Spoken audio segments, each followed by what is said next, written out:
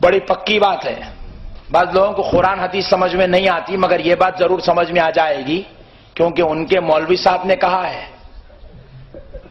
اشرف علی تھانوی صاحب مغرب کی نماز کے بعد روزانہ اپنے مریدوں کو درس دیتے تھے.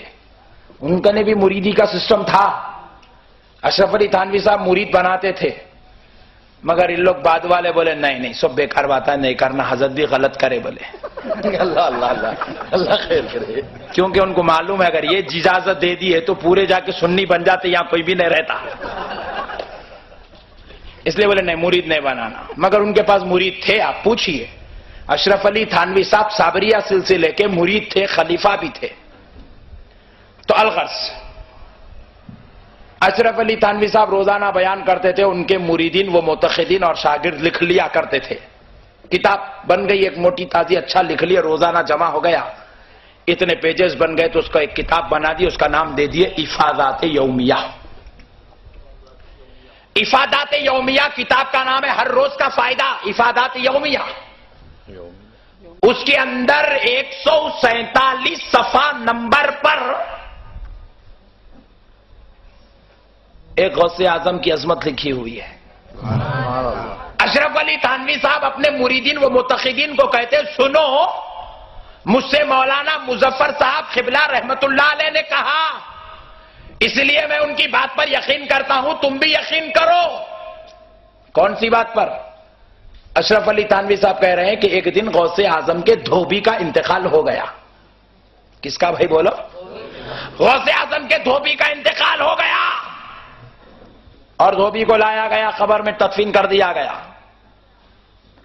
فرشتے آئے، اتاہو ملکان، 2 فرشتے آئے، آ کر پوچھنے لگے من ربو کا. وہ دھوبی بولا میرے کو کچھ بھی نہیں معلوم، بس اتنا معلوم ہے غوث اعظم کا دھوبی ہوں. یہ اشرف علی تھانوی صاحب بول رہے ہیں، ہمارے سے پوچھو بھی مت اب دلیل. ہم لوگ خبر کے اوپر پہ آتا بولے تو آپ لوگوں کو ٹینشن ہے، انہوں تو اندر کی بولے. غوث اعظم کے دھوبی سے پوچھا گیا من ربو کا، تو دھوبی نے جواب دیا مجھے کچھ نہیں معلوم، بس اتنا معلوم کہ میں غوث اعظم کا دھوبی ہوں.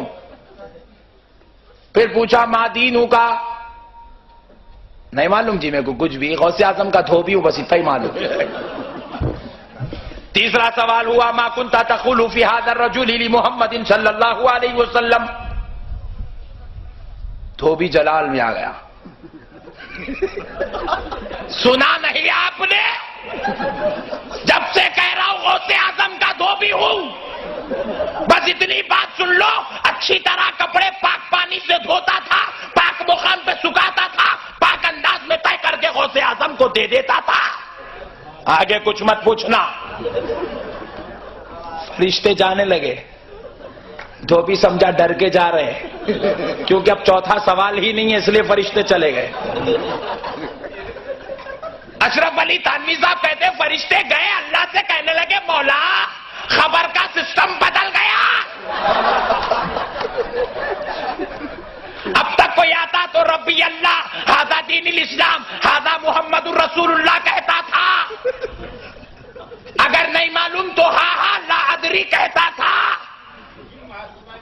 انہیں عجیب ہی چاہ گیا. جو پوچھے غوث اعظم کا دھوبی ہوں، غوث اعظم کا دھوبی ہوں، بس یہی کہتا ہے. مولا پوچھا فرشتوں تم نے کیا کیا؟ مولا اگر ادھر کا جواب دیتا تو جنت کو بھیج دیتے تھے، ادھر کا جواب دیتا تو دوزخ کی ہوا کھلاتے تھے. انہیں بیچ میں کھڑا ہوا ہے، نہ ادھر کا ہے نہ ادھر کا. مولا نے کہا ہے فرشتوں سنو، اگر وہ ہم کو نہیں پہچانتا تو کیا ہوا، ہمارے غوث کو تو پہچانتا ہے. لے جاؤ اس کا حشر غوث اعظم کے ساتھ کر دو.